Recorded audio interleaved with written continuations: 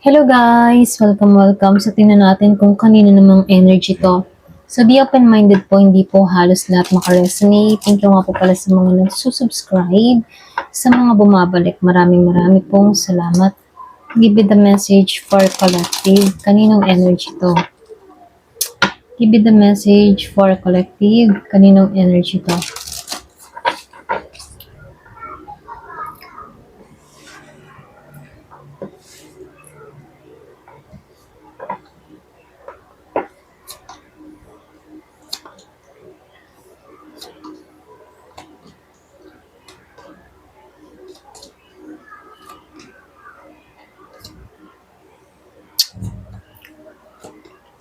So, meron akong nakikita dito.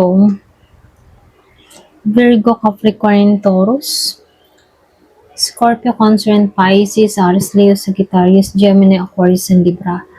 So, malakas dito si Emperor, Aries energy, and Taurus energy dito.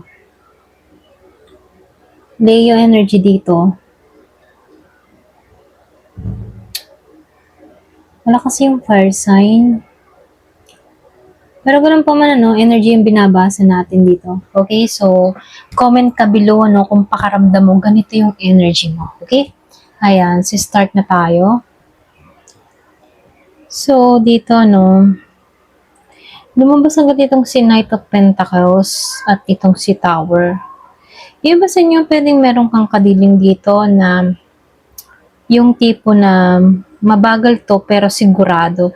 Siya yung klase ng tao na seryoso, okay? Pero kapag ito nag-approach sa'yo, consistent, okay? Pwedeng merong gustong pumasok sa buhay mo or pwedeng gusto mo merong magparamdam. Kaya lang medyo mabagal. Siya yung tipo ng tao na hindi siya pabigla-bigla. Pwedeng maingat lang talaga. Ganyan yung katangian ng taong ito. So, lumalabas dito, meron nung nakikitang malaking realization na nangyari dito. Pwedeng merong na-shock dito tungkol sa'yo, okay? Para bang biglang naiba yung pananaw niya about sa'yo. Hindi niya inaasahang magiging ganito kakalalim or ka-impactful, okay, para sa kanya. Pwedeng meron kang kadiling or meron kang taong iniisip na kung saan, na-shock to, meron tong nabalitaan sa'yo, okay? Hindi niya akalaing malaki yung pagbabago nangyayari sa'yo, naganap sa'yo, mga ganyan. So, lumalabas din dito, itong si Eight of Cups and the Queen of Wands at itong si Emperor dito.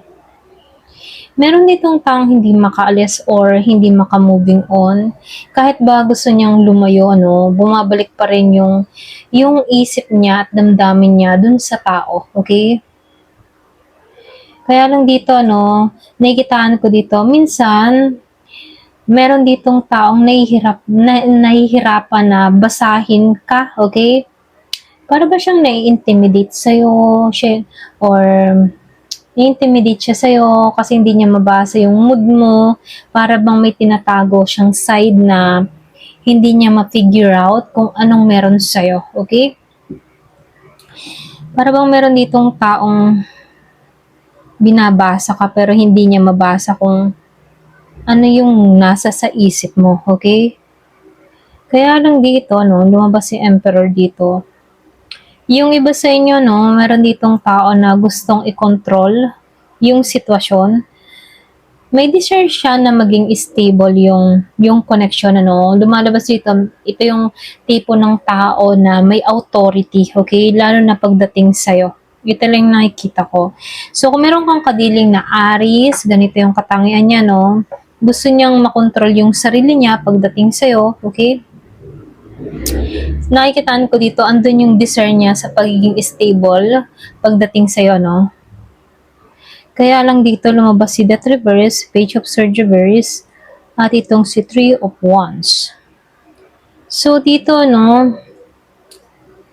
meron akong nakikitang takot magbago or pwede rin takot sa pagbabago, okay?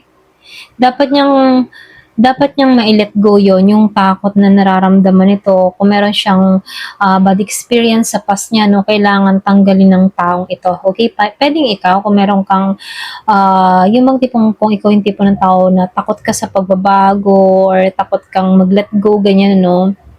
Para bang nahihirapan tong gawin, okay? So, comment ka kung ganito yung energy mo, pero ganun pa man, sinasabihan ka dito, ito na yung time para harapin mo, okay? Yung takot na nararamdaman mo. Kasi, hindi naman dahil gusto magbago, no? I mean, ano, yung bang tipo na, hindi naman dahil may pagbabago na mangyayari, masama pa rin yung magaganap. So, ibig sabihin, ano, kapag pumapasok itong pagbabago, ibig sabihin, merong kang kailangang ayusin or kailangan kang gawin, ano. So, sinasabihan ka dito na hindi masama yung pagbabago. Minsan pa nga yung pagbabago, yun pa yung magandang nangyayari. Okay? Ayan. So, nakikitaan ko lang din dito sa Page of Swords Reverse. Meron akong nakikitang nagmamasid sa'yo, okay? Hindi man to direkta, no? Pwedeng nag-iisip or iniisip ka ng tao na to or pwedeng ini-stalk ka sa social media, ganyan. Itong tao ito, no, mali yung pagkakaintindi ng tao na to sa'yo. Ito lang nakikita ko, para bang na-misjudge ka nito or sabihin natin na nahusgahan ka ng tao na to. I mean, ano, para bang nahusgahan ka dito or na-judge ka niya rito. Kumbaga, ngayon, pinagmamasan ka ng tao na to, nag-overthink siya. Okay? Kasi may mga mali siyang pagkakaintindi sa galaw mo. Okay? So, saan na ba tayo dito, no? Dito na tayo kay 3 of Wands. So, yung iba sa inyo, no, kahit ngayon, meron nung nakikitang nag-iisip dito about future, para bang may vision siya sa, yung tipo na may vision siya na kasama ka or curious siya kung saan ito papunta, ganon. Merong nag-iintay pa rin, para nag-i-imagine siya dito sa 3 of Wands. Para bang ang layo ng tanaw niya, ano kayang naghihintay sa amin sa future, ganyan. Ganun yung peg ng taong ito. Okay? Pero ganun pa man, ano, kasi kaya ganito siya, no? Kasi meron nung nakikitang excitement, okay? Merong spark. Para bang meron pa rin siyang damdamin sa'yo. Gusto niyang mag-initiate or mag-message sa'yo. May pagka-playful or flirty yung energy ng tao na to. Malakas fire sign, Aries, Leo, Sagittarius. Pero ganun pa man, nakikitaan ko rin dito, no? Itong si King of Pentacles, Taurus energy, deep down, no, nakikita ka niya bilang long term. Ito lang yung nakikita ko rito. Gusto niyang stability at seryosong connection pagdating sa'yo. Okay? Iba ka sa paningin ng tao na to. Kasi dito lumabas si Six of Pentacles, ano. So, nakikitaan ka ng tao na to na ay, sorry, ano, na mali ako ng tingin. Four of Pentacles, okay? So, nakikita ko dito sa Four of Pentacles. Meron akong nakikitang hindi balance, okay? Para bang hindi balance yung give and take na nangyari sa inyo. Pwedeng feeling ng tao na to, masyado siyang nagbigay or pwedeng ikaw, okay? Meron akong nakikitang imbalance sa effort. Yung iba sa inyo, pwedeng past person mo to, okay? Para bang meron ditong tao na hindi siya naging balance or meron siyang experience na hindi naging balance pagdating sa connection, ano? Kaya lang dito sa Ace of Wands, sa Pride, yung iba sa inyo, andun pa rin yung desire, malakas yung attraction, malakas yung bagong simula. Gusto niyo magsimula ulit, mag-take ng action, ganon. Kaya lang dito may disconnect na nangyari dito sa Two of Cups. Ayan. Kahit ba may feelings, hindi niya maitago yung nararamdaman, ano. Kaya lang, misalign kasi yung emotion or timing. Okay, pwedeng wrong timing ang nangyari dito.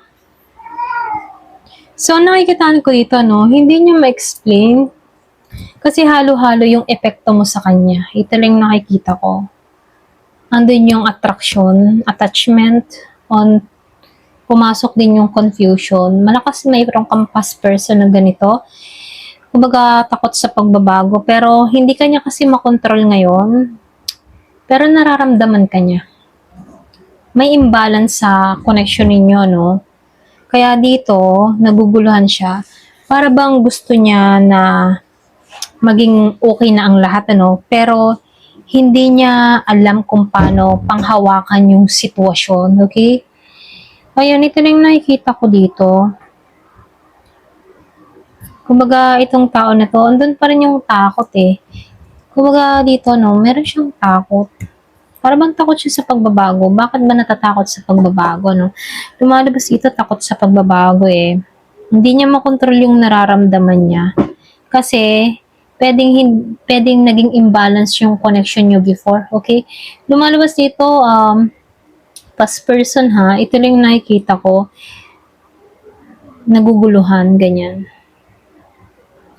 Pero meron siyang ano, no? Meron siyang tingin about sa'yo dito. Para bang inaasam-asam pa rin na magkasama kayo sa future.